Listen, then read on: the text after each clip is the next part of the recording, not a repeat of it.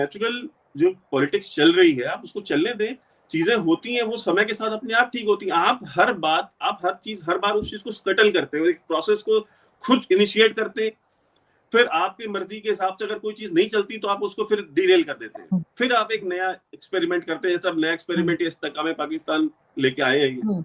आप देख लीजिएगा 8-10 साल में ये फिर अच्छा वो इस्तेकाम पाकिस्तान काउंसिल का जो हाल हुआ था वही हाल इनका भी होगा कि आज 45 साल बाद जो मेन स्ट्रीम पॉलिटिशियन है उनको नहीं पता उसके बारे में।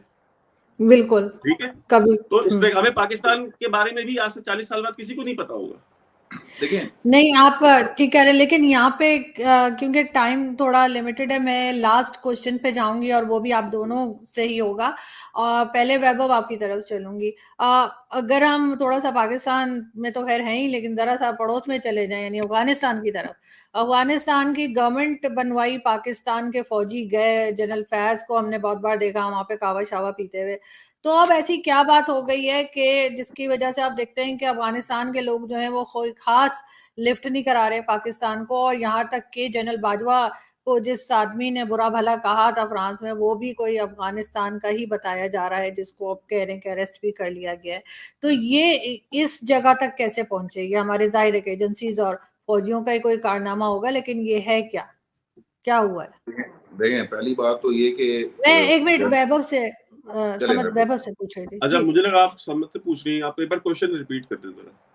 मैं ये कह रही थी आपसे कि अफगानिस्तान की गवर्नमेंट भी पाकिस्तान ने ही बनाई है और बनवाई है, यानी पहुंचे थे जनरल फैज वगैरह सब लोग। तो अब ऐसा क्या हुआ है कि अफगानिस्तान के लोग हमें जो है वो बिल्कुल कोल्ड शोल्डर दे रहे हैं, और अभी जैसे बाजवा साहब को जो है किसी ने बुरा भला कहा तो वो भी अफगानिस्तान का ही था। तो इस जगह तक कैसे पहुंचे हम लोग? नहीं देखिए, इस जगह कैसे पहुंचे हैं, अगर आप ये देख लें कि आपने गवर्नमेंट वहां बनाई है। पहली बात तो वो गवर्नमेंट नहीं है, ठीक है, वो तालिबान है, वो काबिज है। वहां पे गवर्नमेंट वो होती है जो लोग बनाते हैं, जो आवाम का वोट लेके आते हैं। जैसे अब्दुल समद याकूब साहब जाते हैं, आवाम में जाते हैं, वोट मांगते हैं, उनको वोट मिलते हैं तो वो मतलब पार्लियामेंट में बैठेंगे। उनको वोट नहीं मिलेंगे तो वो सड़कों पे अपनी सियासत करेंगे, वो आवाम के बीच में रहेंगे। तो पहली बात तो वो गवर्नमेंट नहीं है, और वो एक रेजीम है जो कि फोर्सफुल तरीके से वायलेंस के थ्रू आई है। गवर्नमेंट वो थी जो गिरा दी गई, और उसको गिराने में जो सबसे कलीदी किरदार निभाया, उनसे इमरान खान साहब चाहते थे कि वो उनकी गवर्नमेंट बना के भी दें और चला के भी दें। जो गए थे वहां पे और होटल में चाय पीते हुए और फोटो खिंचा रहे थे और फ्लॉन्ट कर रहे थे कि देखो मैंने कितना बड़ा, मैं 007 हूँ और मैंने आकर के यहाँ पे कितना बढ़िया सिस्टम, चलता फिरता एक सिस्टम मैंने गिरा दिया है, और ये लोग आएंगे और यहाँ पे अब शरीयत होगी और इस्लाम का जो है किला। अभी तक पाकिस्तान बन रहा था, अब अफगानिस्तान तो बना ही देते हैं, पाकिस्तान भी बनेगा एक दिन। तो जो आवाम है, वो आवाम आपसे क्यों नहीं नफरत करेगी, वो क्यों नहीं गालियां देगी जनरल बाजवा को? बिकॉज आर्मी चीफ तो जनरल बाजवा थे ना। इतने लोग मरे हैं वहां पे, उसके बाद आईसिस के नाम पे, कि दाइश के नाम पे, कि क्योंकि तालिबान को दाइश एक बहुत बड़ा थ्रेट दिख रहा था जो उनके खिलाफ लड़ सकता था। दाइश के नाम पे लोगों ने मुखबिरियां कर करके अपने ओपोनेंट्स को मरवाया कि हाँ ये दाइश का सिंपैथाइजर है। सैकड़ों हजारों की तादाद में लोगों को गोलियां मारी हैं तालिबान ने आने के बाद, और सिर्फ इस बिना पर कि ये दाइश के हैं या ये दाइश के प्रति ये इनके अंदर कोई सिंपैथी है, ये या उनसे मिले हो सकते हैं। तो लोग सफर कर रहे हैं वहां पे, हर चीज की शॉर्टेज रही है। आपने देखा है लोग वहां से भागने के लिए जहाजों से गिरे हैं। तो ये जो सारा जो इम्बैलेंस आया अफगानिस्तान में, और वो जो सारे लोगों की बददुआएं, वो तो कहीं ना कहीं किसी ना किसी को तो लगेंगी ना, तो पाकिस्तान को लग रही। और यही मैं कहता हूँ कि ये जो शौक है, आप देखें दूसरों के साथ खेलते, पहले ये कोशिश कश्मीर में की गई। अच्छा, पाकिस्तान का मैं अफगानिस्तान में रोल पे मैं बात करने जाऊंगा तो फिर मैं वो कोल्ड वॉर से शुरू करूं, और फिर यहाँ तक फिर बड़ी लंबी दास्तान है। डायरेक्टरेट ऐसे किताब है स्टीव कोल की, और घोस्ट वॉर्स 2 बुक्स है। मैं आपके देखने वालों को कहूंगा कि वो दोनों किताबें पढ़ लें, और उनको पता चल जाएगा कि जो पिछले 50-60 साल में जो रोल रहा है पाकिस्तान का और ISI का अफगानिस्तान में, वो किस तरीके का रहा है, और उसका जो सफर किया है लोगों ने, वो सारा का सारा पाकिस्तान के ही तो खाते हैं, किसे खाते जाएगा? तालिबान जब अफगानिस्तान से भागे तो कहाँ रहते थे? क्वेटा शूरा और पेशावर शूरा कहाँ पे थे? ये जो वहां पे जो बॉम्ब ब्लास्ट होते थे, उनमें क्या सिर्फ अमेरिकी मरते थे? अफगान नहीं मरते थे? अमेरिकी तो मरे ही कुछ नहीं है। 2,500 या 3,000 अमरीकी मरे पिछले 20 साल में वहां अफगानिस्तान में, बाकी जो मरने वाले सारे अफगान थे ना। तो वो अफगानों ने सफर नहीं किया आईएस भाई। वो तो तालिबान क्या है, वो तालिबान को मानते हैं कि भाई ये तालिबान तो आईएसआई का एक विंग है, वो उस तरीके से देखते हैं। और मैं आपको ये बात बता रहा हूँ, मेरे बड़े सारे अफगान दोस्त हैं, साफी हैं, एनालिस्ट हैं, और भी बहुत सारे लोग हैं, वो ये मानते हैं, ये बिलीव करते हैं। यहाँ आप लोग अक्सर मैं देखता हूँ बोलते हैं हमने अफगानों को अपने यहाँ पे रेफ्यूज दिया, हमने इतने अफगान।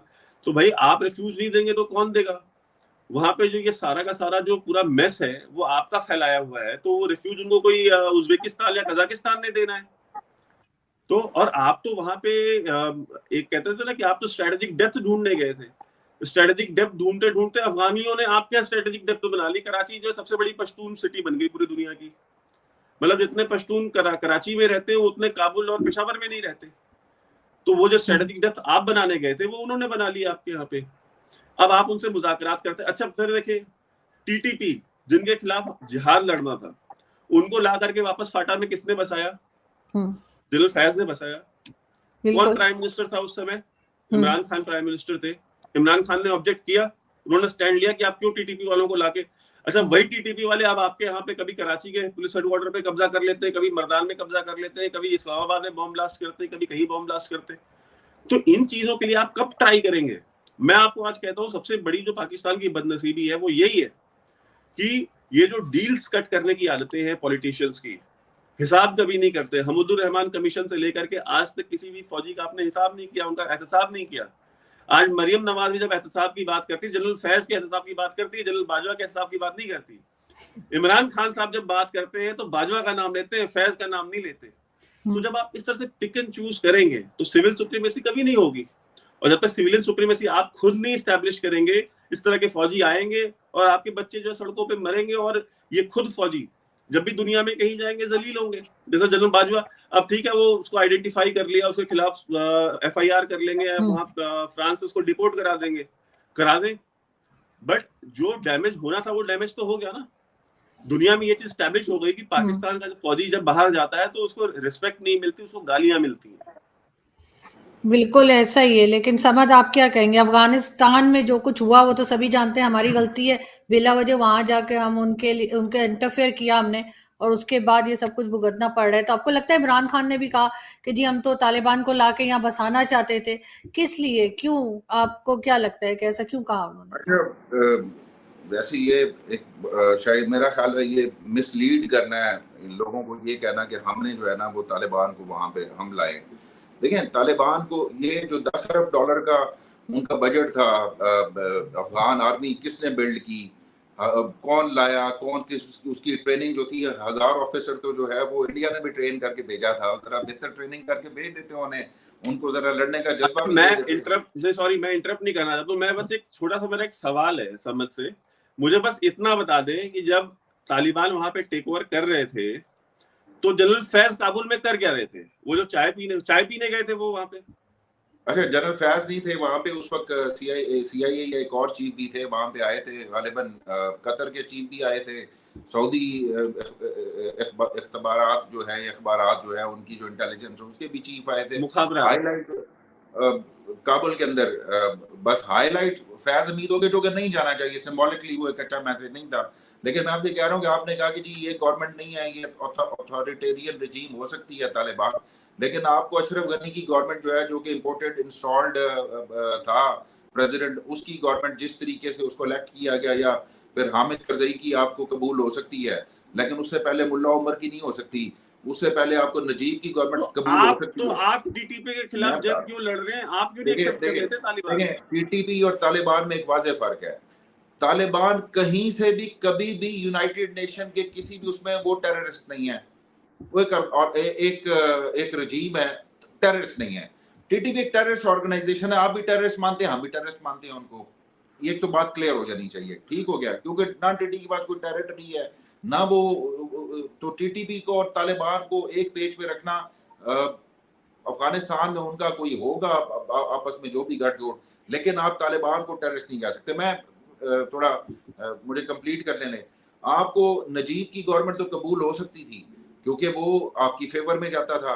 अगर हम तालिबान को नहीं ला सकते थे, हम तालिबान को अगर लाते तो उसका मतलब ये है हम ये चाहते जरूर है कि तालिबान आते, जाहिर है मैं सूट करता है आपकी जो आपका इंटरेस्ट है वो, अगर वहां पे आप उसको नहीं प्रोटेक्ट कर सके, हम अपना इंटरेस्ट प्रोटेक्ट करके तालिबान को लाके, ऑल्दो तालिबान इंडिपेंडेंट है, उनकी फॉरेन पॉलिसी इंडिपेंडेंट है, उन्होंने आपके साथ ट्रेड एग्रीमेंट्स किया, हमारे साथ तो ट्रेड एग्रीमेंट्स नहीं किए।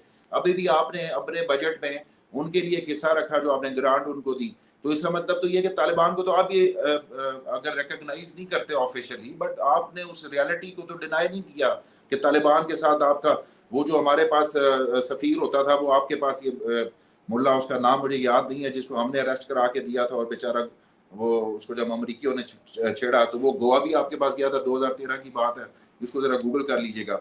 तो बात ये कि ये अगर ये एक लंबा सब्जेक्ट है, मैं इसको कंक्लूड करने में जाऊंगा। कंक्लूड करने में मैं सिर्फ इतना आपसे कहूंगा कि आपका जितना भी वो $1.5 बिलियन की सॉरी $3.5 बिलियन की आपकी इन्वेस्टमेंट गई, जो आपने एड की सूरत में तालिबान को रीबिल्ड करने, अफगानियों को रीबिल्ड करने के लिए दी, वो सारा कुछ गया। वो चाय की प्याली जिसको आपको जाहिर है $3.5 अरब की अगर एक चाय की प्याली आपको पड़ेगी तो आपको दुख तो होगा, वो भी सरीना काबुल के अंदर। तो यहाँ पे आप मान लें, तस्लीम कर लें कि देखिए अफगानियों को हमसे बेहतर उस वो जो एरिया हमसे बेहतर नहीं कोई समझता, ठीक है। तो आप को अफगानिस्तान को समझने में अभी टाइम लगेगा। हमने 40 साल अफगानिस्तान, बल्कि 76 से 79 से भी नहीं, 76 से जब जनरल नसीरुल्लाह बाबर होता था मेजर जनरल, तो हमने उसको टास्क दिया था कि वो जो वहाँ का जो बैठा था, जो इंटरफेयर और ड्यूरल लाइन को वो के ख्वाब देख रहा था कि ड्यूरल लाइन को मैंने खत्म करना है, तो उसकी गवर्नमेंट भी हमने फिर इसी तरीके से, वो सोवियत आए थे, उसकी गवर्नमेंट जो है वो पलटी गई। तो आप अफगानिस्तान में तो कम अज कम हमारे ये वो पिच है, ये वो स्टेडियम है कि उसको शारजा का स्टेडियम समझे कि यहाँ पे हम नहीं आ रहे हैं, यहाँ पे नहीं आ रहे हैं हम। अच्छा, अब आपने चूंकि ये बात कर दी है तो जरा मुझे ये तो बताएं कि नूर वली महसूद जो अभी अमीर है टीटीपी के, उन्होंने बैत किसके हाथ पे की हुई है? अच्छा, अब आप ये कि अच्छा वो हो नहीं सकता। नहीं, मुझे आप नाम बताएं किसके हाथ में बैत की हुई है उन्होंने? नहीं, अगर आप ये कह रहे कि उसने तालिबान के अमीर के हाथ में बैत की हुई है, अगर आपके कहने का मकसद ये है, बिल्कुल की हुई है, रिकॉर्ड का हिस्सा है, तो फिर वो खुद अमीर नहीं हो सकता। एक अमीर किसी और के हाथ पे बैत करके खुद अमीर नहीं रह सकता। वो तो फिर इनडायरेक्टली आप देखिए, मैं ये कह रहा हूँ कि वो अमीर जो है वो मानता है अफगान तालिबान के अमीर को, और आप इस चीज को पता कर लें, उन्होंने बैत की हुई है टीटीपी ने, नूर वली महसूद ने अफगान तालिबान के अमीर के हाथ पे। और आईएसआई वाले जो अभी आप पिछला जो इनका रेजीम था जनरल बाजवा, जनरल फैज का, इनकी जो सबसे बड़ी ये शिकायत थी टीटीए से, अफगान तालिबान से, कि आप ये टीटीपी वालों को आप क्यों अपने यहाँ पे सेफ हेवेंस दे रहे हैं, आप क्यों इनको अपने यहाँ पे एरियाज दे रहे हैं कि वो वहां पे रह करके वो ट्रेनिंग सेंटर्स बनाए और वो वहां पर के रह करके वो ऑपरेट करें। एंड नहीं, आप सुने, अब मैं आपकी प्लेग्राउंड की बात बता रहा हूँ ना, तो आप सुने तो थोड़ा, ठीक है। तो उसी प्लेग्राउंड में बैठ करके, आपके प्लेग्राउंड में टीटीपी अपने ट्रेनिंग कैंप चला रही है, आपके प्लेग्राउंड में बैठ करके वो वहां से ऑपरेशंस लॉन्च कर रहे हैं। अभी जो जनरल फैज, अभी जब ये बिलावल भुट्टो जब अफगानिस्तान गए हैं, काबुल गए थे, तो वो वहां क्या करने गए थे? वो सबूत लेके गए थे कि आप ये देखें, हमारे पास ये टेलीफोन रिकॉर्ड्स हैं, या आप हमारे पास ये इंटरसेप्ट्स हैं, टीटीपी वाले जो है आपके यहाँ पे बैठ करके ये सारी चीजें कर रहे हैं और आप कुछ नहीं कर रहे हैं। और ये शिकायतें इनकी जनरल बाजवा के वक्त से चल रही हैं, और आज तक वो चीज रिजॉल्व नहीं हुई, बिकॉज आपका प्लेग्राउंड अब नहीं रह गया है, ठीक है। वो आपका प्लेग्राउंड इसलिए नहीं रह गया है कि जब मुशर्रफ ने उठा करके जो तालिबान के लोगों को उठा करके जब बेचा था अमेरिका को, जिसका जिक्र उन्होंने अपनी खुद की किताब में किया हुआ है, द लाइन ऑफ फायर में, कि हमने इंक्लूडिंग ये रेडी वाले और ये सब्जी वालों को उठा करके हमने तालिबान बोल करके हमने वहां पे बेच करके इनको भेजा है। तो ये सारी चीजें तो होनी थी ना। वैभव भाई, आपके यहाँ लाइट चली गई, आज तो लगता है कि आप पाकिस्तान में बैठे हैं। अच्छा, मैं वैसे हमारे साथ बात करेंगे तो ये होगा, कोई तो असर पड़ेगा ना, कुछ तो असर जाएगा पाकिस्तान का। आपने कहा था कि शारजा की पिच पे नहीं जीत सकते आप। अच्छा खैर, मैं इसमें आपको क्लोजिंग मार देता हूँ, ठीक है, बहस बड़ी लंबी हो जाएगी।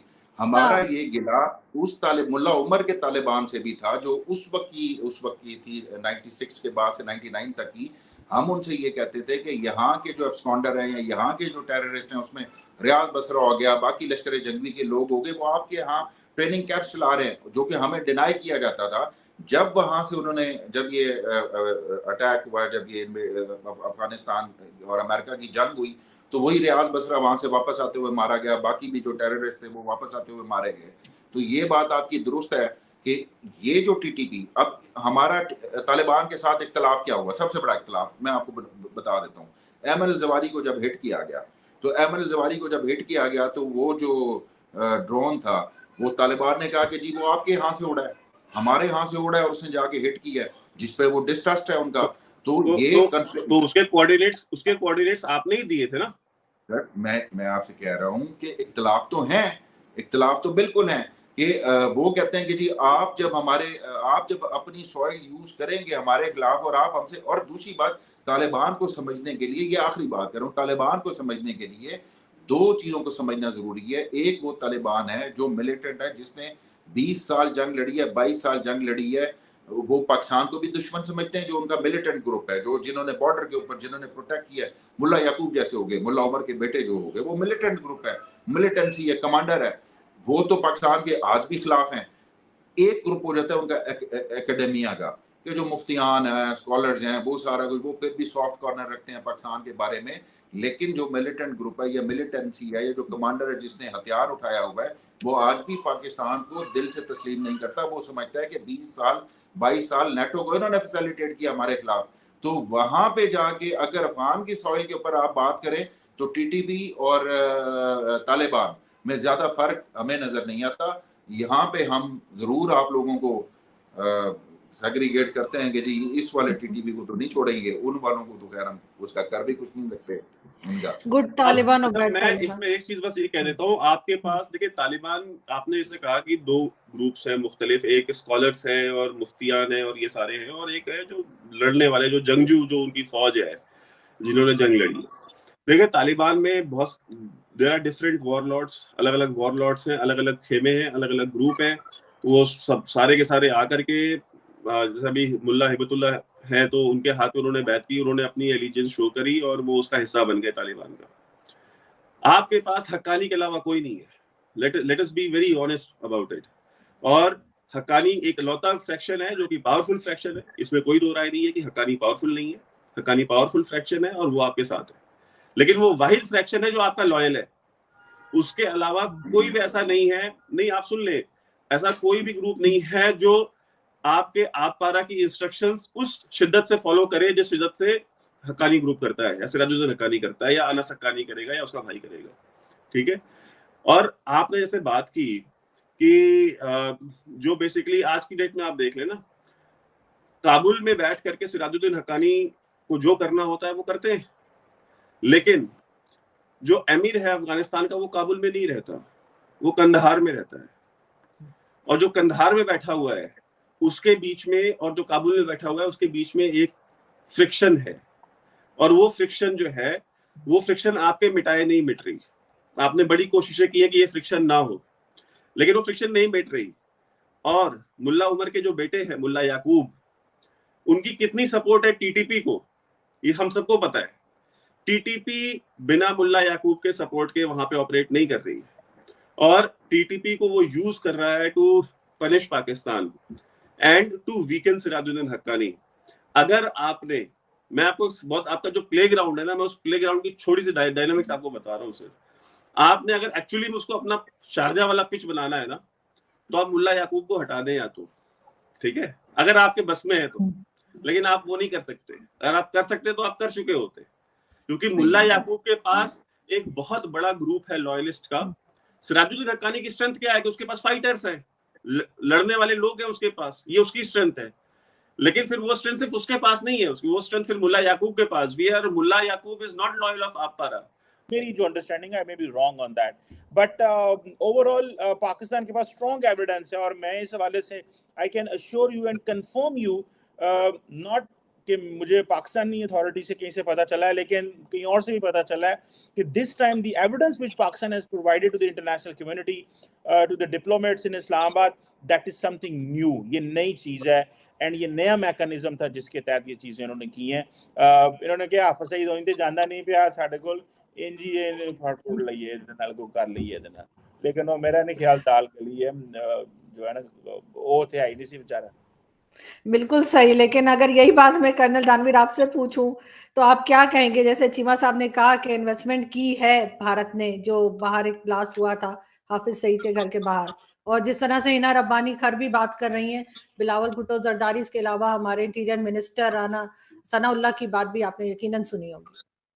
देखिए, अगर चीमा साहब और चीमा साहब का इदारा ये समझता है कि इंडिया ने इन्वेस्टमेंट करी है हाफिज सईद को निकालने के लिए, तो मेरे ख्याल से ये बड़ी ऑनरेबल बात है। हम तो ये चाहते हैं कि हमारी एजेंसी इतनी काबिल बने। हम तो अपनी एजेंसीज का मजाक उड़ाते हैं कि इतने दिनों से ये सारे के सारे खेल उधर से खेले जा रहे हैं और आपकी इतना भी सलाहियत नहीं है कि आप इन लोगों को निकाल सके वहां पर।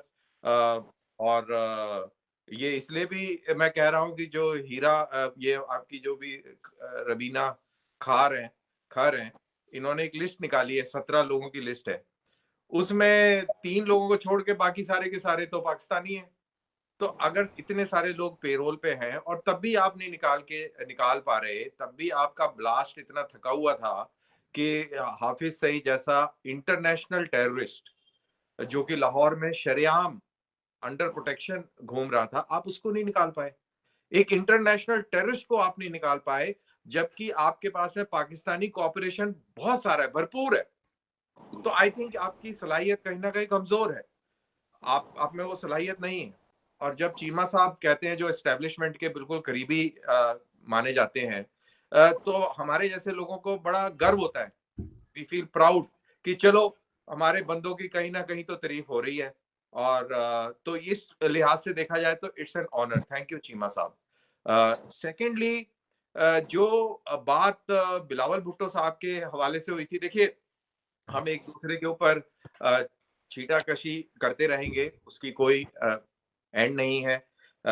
माजी में क्या हुआ उसके ऊपर खूब सारी बातें कर लेंगे, लेकिन हमें अगर फ्यूचर को देखना है और हमसे ज्यादा अगर आप लोगों को फ्यूचर की तरफ ध्यान देना है, तो आपको जो अभी तक ये जो भी आपने गेम खेला है उससे आपको चेंज करना पड़ेगा अपना पैटर्न। आप उसी गेम को दोबारा नहीं खेल सकते। जैसे फौज में कहते हैं कि यू डोंट रीएनफोर्स ए फेलियर। ये जो पॉलिसी है पाकिस्तान की, ये फेल हो चुकी है और एक बार नहीं कई बार हुई है। और जितना पाकिस्तान इस पॉलिसी को पुश करता है उतना अपना नुकसान करवा लेता है। आप इसको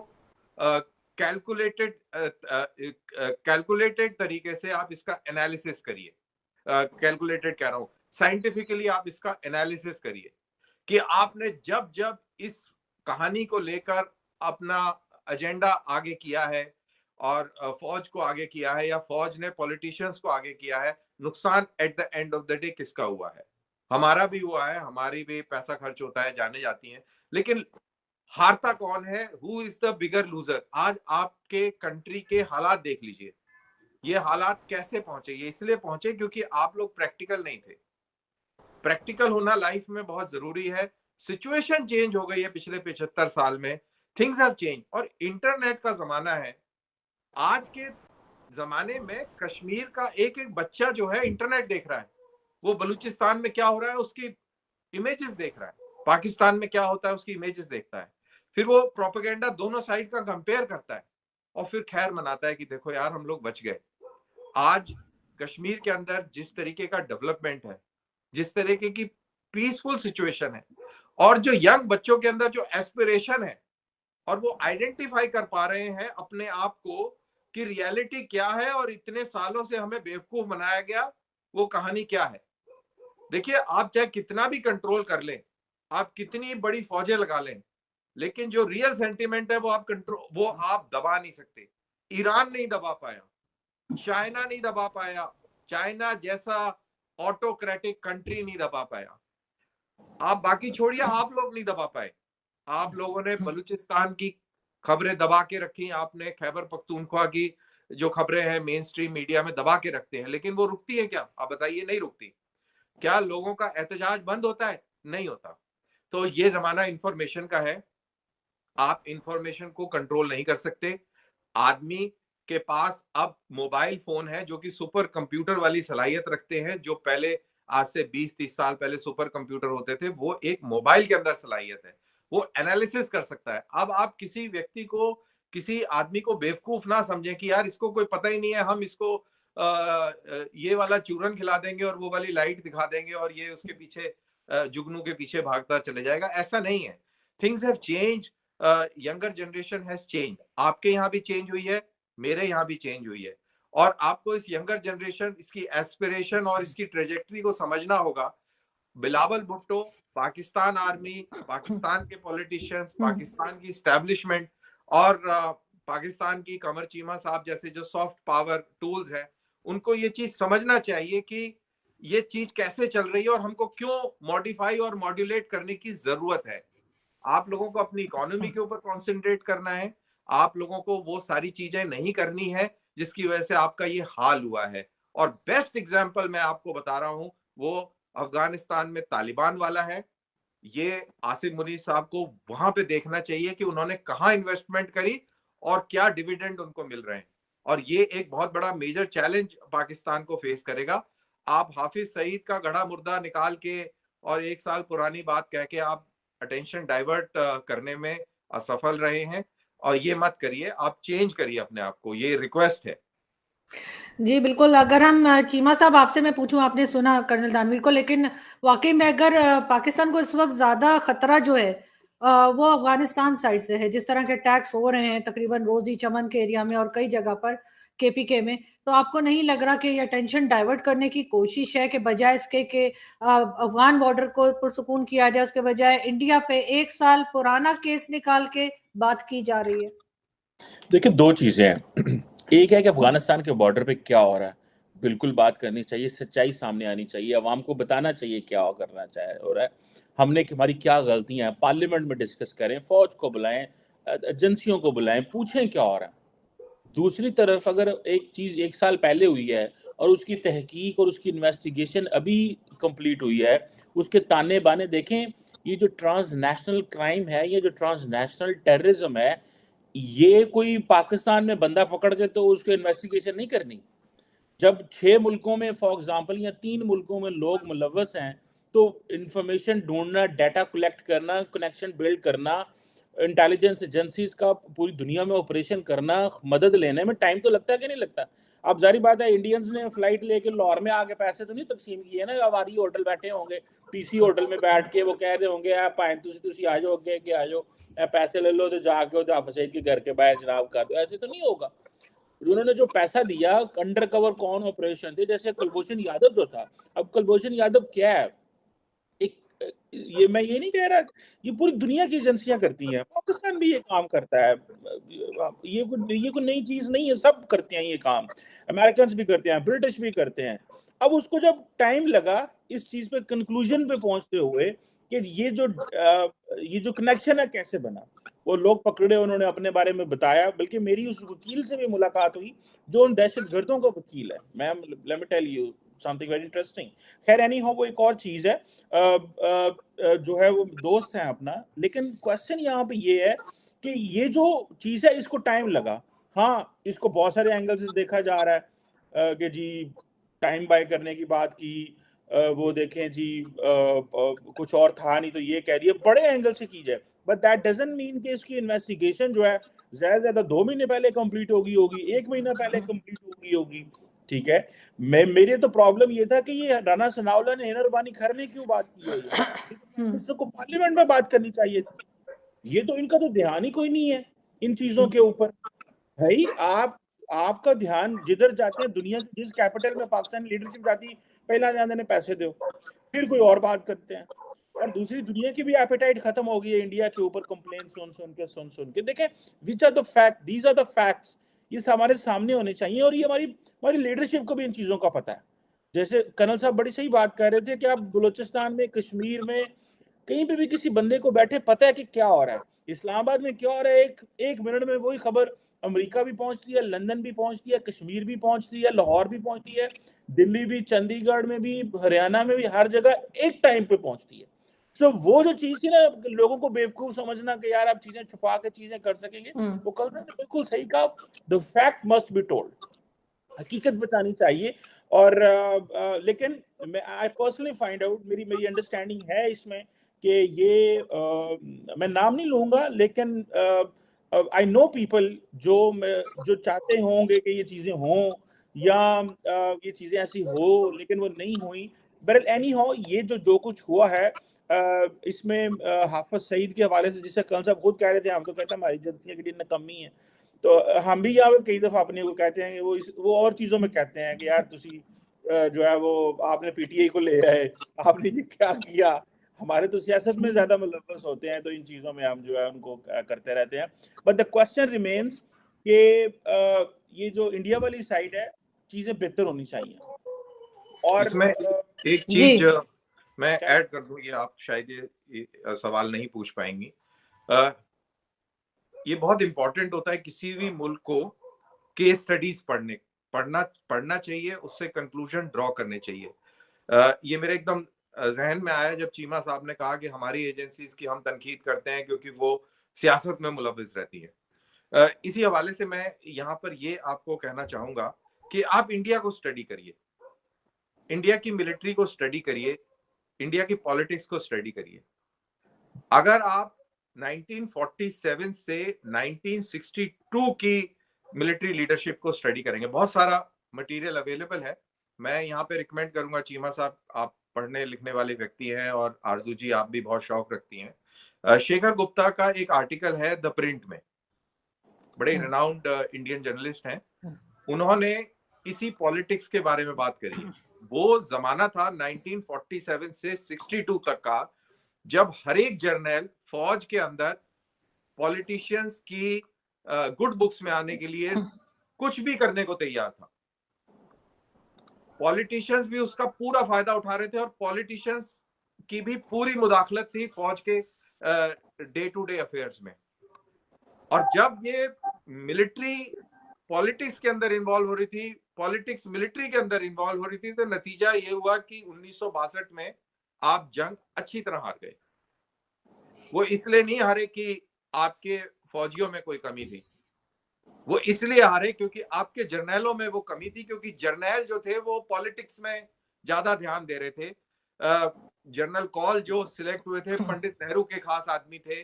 जनरल उस समय ब्रिगेडियर मानिकशाह को पॉलिटिक्स के चलते उनके ऊपर एक इंक्वायरी डाल दी थी, क्योंकि उनको लग रहा था, लोगों को लगता था ये बहुत काबिल आदमी है तो इसको दबा लो, और इस तरीके का गन माहौल इंडियन आर्मी के अंदर था, और उसका नतीजा ये हुआ कि हम जंग हार गए। लेकिन स्टडी करने वाली बात ये है कि इस चीज को एकदम से करेक्ट किया गया। जब आप हार गए जंग तो एक एनालिसिस हुआ, सोसाइटी ने एनालिसिस किया, ब्यूरोक्रेसी और हमारी पार्लियामेंट में ये डिस्कस हुआ। 1962 की जंग की हार हमारी पार्लियामेंट में जबरदस्त तरीके से डिस्कस हुई है, और फिर ये बात निकल के आई कि फौज के अंदर पॉलिटिकल इंटरफेरेंस नहीं होना चाहिए और फौज को पॉलिटिक्स से बहुत दूर रखना चाहिए। हमने बहुत दूर रखा। और फिर आप देखिए 65 में, 71 में, कारगिल में, और अभी हमारे और चीमा साहब के ग्राही पंजाबी पुत्रों ने चीनियों का क्या हाल बनाया वो आपने देखा। और चीमा साहब तो पंजाबी तगड़े हैं, तो वो अच्छी तरह भाषा भी अच्छी तरह जानते हैं और बड़ी अच्छी तरह वो समझ गए कि साडे भरावां ने की कीता हैगा। ते ओ कंसेप्ट ओदे विच ना एक तो बहस ये हो रही है वीडियो पुरानी है या वीडियो नवी है, ठीक है, नहीं है, वो एक अलग स्टोरी है। नहीं मैं दस देना वीडियो पुरानी है, लेकिन जिस तरह वो पिछू बोलदा सी ना, ठीक है, मैनू चीनिया तो बहुत तरस आ रहा सी। मैं क्या उन्होंने पता ही नहीं है किस अंदाज से एक कर रहा हो, बेचारे जुड़ के इकट्ठे हो के वो अपनी स्ट्रेटजी दे सन। उन्हें नहीं पता कि ये जो ये पंजाबी पिछू बोल रहे हैं ना कैमरे दे कोल खलो के, ठीक है, एदा इंपैक्ट की ये पूरी कौम नू चुक देगा। So that was good for the India for mood. मतलब उस रात तो मैं ਤੁਹਾਨੂੰ ਦੱਸਦਾ ਉਸ ਸਰਦਾਰਾਂ ਦੀ ਪਲਟਨ ਸੀ, ਉਹ ਇਦਾਂ ਹੀ ਲਾਲਾ ਤੂੰ ਇਦਾਂ ਹੀ ਹੁੰਦੀ ਹੈ, ਤੇ ਉਹ ਬਿਲਕੁਲ ਸੈੱਟ ਸੀ। ਚੀਨੀਆਂ ਦੀ ਬਹੁਤ ਕੁਟਾਈ ਪਈ ਹੈ, ਚੀਨੀਆਂ ਨੂੰ ਬਹੁਤ ਕੁੱਟ ਪਈ ਹੈ, ਤੇ ਉਹ ਸਾਰਿਆਂ ਨੇ ਵੇਖ ਲਿਆ ਹੈਗਾ। ये वीडियो वाकई पुराना हैगा, ये कोई ऐसा वाली गल नहीं है, वीडियो पुराना है, लेकिन बात वही है कि जब चपेड़े पड़े तो चाहे पुरानी पड़े चाहे नई पड़े, मजा तो पूरा चपेड़े होती है, चपेड़े होती हैं बिल्कुल। लेकिन कर्नल साहब पहला पै गई होण या बाद च पैण या कल पई या एक महीना पहला पई, ओदा कोई मतलब नहीं होता, स्वाद लेकिन पूरा आंदा हैगा, चाहे भावें एक दिन पहला या एक महीना पहला या साल पहला। तो एक चीज मैं यहाँ पे कर्नल साहब आपसे पूछना चाहूंगी कि आपको नहीं लगता कि जैसे पाकिस्तान को हम लोग भी कहते हैं और बहुत से पाकिस्तानी भी कहते हैं कि इस वक्त भारत की तरफ कहने के बजाय या भारत के ऊपर इल्जाम लगाने के बजाय इनको अफगानिस्तान की तरफ देखना चाहिए, इसी तरह से आपको नहीं लगता कि भारत को भी पाकिस्तान के ऊपर एलिगेशंस लगाने या पाकिस्तान को जवाब देने और लड़ने के बजाय चाइना की तरफ देखना चाहिए, क्योंकि आपको वहां से ज्यादा खतरा है? चाइना की तरफ से भी हमें कोई खतरा नहीं है, ये भी मैं आपको बता देता हूँ। चाइना के और हमारे जो इंटरेस्ट हैं वो इतने इंटरट्वाइंड हैं और इतनी ज्यादा कैपिटल इन्वॉल्व है कि कोई भी इस चीज को रिस्क नहीं करेगा। ये LAC के ऊपर गालम गलौज, पत्थर पुत्थर, वीडियो शीडियो ये चलते रहेंगे, लड़ाई कोई नहीं करेगा। आप देख ले 2 साल से इतनी बड़ी तादाद में फौजें लाइन ऑफ एक्चुअल कंट्रोल पर खड़ी हैं, दोनों तरफ से एक भी गोली नहीं चली और चलेगी भी नहीं, बस ऐसे ही पत्थर पुत्थर चलाएंगे, गाली गुली निकालेंगे, वीडियो शीडियो बनेंगे और ऐसे ही एंटरटेनमेंट चलता रहेगा। लेकिन जो आपने जो बात करी है वो बड़ी अच्छी बात करी है कि क्या पाकिस्तान को इंडिया की तरफ एलिगेशंस लगाने चाहिए और वगैरह वगैरह, और अफगानिस्तान की तरफ ध्यान देना चाहिए। मेरा ये एज ए गुड नेबर मेरा ये एडवाइस ये रहेगा, वैसे उसकी कोई वैल्यू नहीं है, लेकिन एडवाइस ये रहेगा कि आप अफगानिस्तान को प्लीज मत देखिए, आप अंदर देखिए, लुक इनवर्ड्स। आप ये सारी चीजों को रिव्यू कीजिए कि आप कहां खड़े हैं, क्या क्या पॉलिसी लेके चल रहे थे, क्यों चल रहे थे और ये क्या सिचुएशन में आ गए हैं। आप इस चीज की डिबेट कीजिए, डिबेट को रोकिए मत। जो चीज पार्लियामेंट में होनी चाहिए वो आप सोशल मीडिया पे ना करें, पार्लियामेंट में डिस्कशन करें, क्योंकि आप डेमोक्रेसी हैं, आपका आइन शायद डेमोक्रेसी की तरफ ही इशारा करता है। तो आपको उन चीजों में ध्यान देना चाहिए। आप मैनेज, देखिए आप उस चीज को मैनेज कर रहे हैं, उसके ऊपर लीपा पोती कर रहे हैं, उसको कहीं से शील्ड कर रहे हैं, कहीं फोकस कर रहे हैं, ऐसे नहीं चलेगा। आपको ऑल राउंड ओवरऑल डिस्कशन करके और आपको इंटरनल मैकेनिज्म्स ठीक करने पड़ेंगे, आपको अपना हिसाब किताब चेंज करना पड़ेगा।